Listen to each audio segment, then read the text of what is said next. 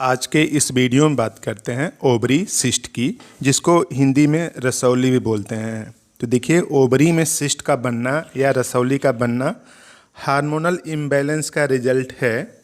शरीर में पीरियड के दौरान या पीरियड के बाद हार्मोन के असंतुलन की वजह से ओवरी में सिस्ट बनती है।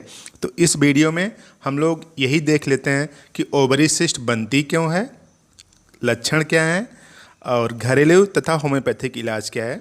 तो देखिए, सिस्ट यानी रसौली ओवरी के अंदर पाए जाने वाली थैली होती है जो कि तरल पदार्थ से भरी होती है या ठोस होती है। अधिकतर केस में जो रसौली होती है ना, उसके अंदर फ्लूइड्स भरा होता है, द्रव पदार्थ भरा होता है। अधिकतर रसौली अपने आप खत्म हो जाती है। जब भी हार्मोन बैलेंस ठीक होगा तो रसौली ख़त्म हो जाएगी। कुछ रसौली जो ठीक नहीं होती, उन्हीं के लिए दवा की ज़रूरत पड़ती है। तो घबराने की कोई ज़रूरत नहीं। रसौली बहुत बड़ी समस्या नहीं है, इसको आसानी से ख़त्म किया जा सकता है। रसौली को मासिक के 14वें दिन जब ओवल्यूशन होता है तो ओवम बाहर निकलता है। यही ओवम कभी कभी बाहर नहीं निकल पाता तो वही ओवम सिस्ट या रसौली में परिवर्तित हो जाता है। तो जब ओवल्यूशन होता है तो ओवम मतलब अंडा जो बाहर निकलता है, तो फिर फर्टिलाइजेशन होता है। कुछ केस में ओवम बाहर नहीं निकल पाता तो उसी के अंदर ही रहता है और वही सिस्ट में बदल जाता है। और दूसरा केस, जब अंडा बाहर निकलता है तो उसकी खोल यानी फॉलिकल प्रोजेस्टेरॉन तथा एस्ट्रोजन बनाती है। और वही खोल या फॉलिकल जब प्रोजेस्टेरॉन और एस्ट्रोजन बनाने लगे तो उसी को कार्पस ल्यूटियम कहते हैं। यही कार्पस फॉलिकल कार्पस ल्यूटियम में परिवर्तित हो जाता है। कभी कभी कार्पस ल्यूटियम में फ्लूइड भर जाता है और सिस्ट बन जाती है।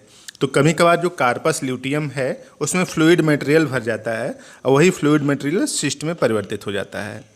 तो ओवरी में जो रसौली है या जो सिस्ट है, इसके इनिशियली कोई लक्षण नहीं आते हैं। यानी प्रारंभ में जब सिस्ट छोटी रहती है तो कोई लक्षण नहीं आते और कई केसों में ये अपने आप ठीक भी हो जाता है। खास बात, रसौली जब छोटी रहती है तो कोई लक्षण नहीं आती ना। रसौली जब बड़ी हो जाती है तब लक्षण आने की संभावना बनती है। तो कई केसों में देखा गया है कि जब आप अल्ट्रासाउंड करवाते हैं तो ऐसे रैंडम अल्ट्रासाउंड करवाते हैं किसी दूसरी चीज़ के लिए, तो पता चल जाता है कि इसमें सिस्ट भी है। तो लक्षण की अगर बात करें तो हल्का मीठा दर्द पेट के निचले हिस्से में, पेट भारी भारी सा रहना, गैस बनती है, कभी कभी अचानक तेज़ दर्द होने लगता है। जब हार्मोनल इम्बैलेंस कभी ज़्यादा हो जाएगा तो तेज़ दर्द होने लगता है।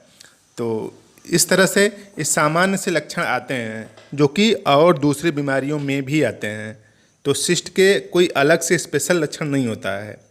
इसके घरेलू उपाय की अगर बात किया जाए तो घरेलू उपाय एकदम सिंपल सा है, आप आसानी से कर सकते हैं। पहला घरेलू उपाय इस तरह से है कि 1 चम्मच सेव का सिरका 1 गिलास गुनगुने पानी में डालकर सुबह शाम पीते रहें। जो एप्पल साइडर विनेगर है उसका 1 चम्मच सुबह शाम गुनगुने पानी में पिएं। और दूसरा है 5 बादाम भिगोकर सुबह शाम सेवन करें। इसमें पाया जाने वाला मैग्नीशियम ओवरी सिस्ट को गलाता है, तो बादाम का भी सेवन करें। बादाम के अंदर मैग्नीशियम पाया जाता है और मैग्नीशियम की एफिनिटी है कि जो भी सिस्ट है, ओवरी हो चाहे जहाँ भी सिस्ट हो, उसको गलाता है। तो आप इस तरह से बादाम का भी सेवन करते रहें। ये घरेलू उपाय आप आसानी से कर सकते हैं, इसको ज़रूर करें। और इनिशियल स्टेज में अगर रसौली छोटी होगी तो अपने आप गल जाएगी। तीसरा घरेलू उपाय है 2 चम्मच अदरक का जूस प्लस 1 गिलास सेव का जूस प्लस 1/4 गिलास अनानास का जूस मिलाकर रोज़ सुबह पिएं, सिस्ट खत्म हो जाएगी। तो इस तरह से आप सेव खा भी सकते हैं, सेव और अनानास खा सकते हैं और 2 चम्मच अदरक का जूस पी सकते हैं। तो इस तरह से आप इनका सेवन करें। कोई भी 3 घरेलू उपाय हैं, इसमें से कोई भी जो संभव हो आपको वही करें। और घरेलू उपाय के साथ साथ अगर सिस्ट के लक्षण ख़त्म नहीं हो रहे हैं तो आप होम्योपैथिक ट्रीटमेंट भी लीजिए। होम्योपैथिक में बहुत अच्छी दवा है, आसानी से हर एक होम्योपैथिक मेडिकल स्टोर पर अवेलेबल है, आप इसको लेके सेवन करें। तो पहली दवा इस तरह से है अशोका क्यू और दूसरी दवा है हेड्रेस्टिस क्यू। दोनों मदर टिंचर हैं। दोनों दवाओं का 20-20 बूंद 1 कप गुनगुने पानी में घोलकर 3 टाइम लीजिए। और तीसरी दवा है स्टिलाइगो 30 की 2 बूंद सुबह दोपहर शाम जीभ पर लें। तो इन 3 दवाओं से कोई एक घरेलू उपाय करने से आपकी जो सिस्ट की समस्या है निश्चित सॉल्व हो जाएगी और आपको घबराने की कोई ज़रूरत नहीं। तो देखिए जो यहाँ पे 2 दवाएं हैं ना, पहली दवा अशोका की और हाइड्रेस्टिस की एक साथ लेना है। तो उन दवाओं में 5 मिनट का अंतर रखें। और जानकारी समझ में आए तो इस चैनल को सब्सक्राइब कर दें। थैंक यू, धन्यवाद।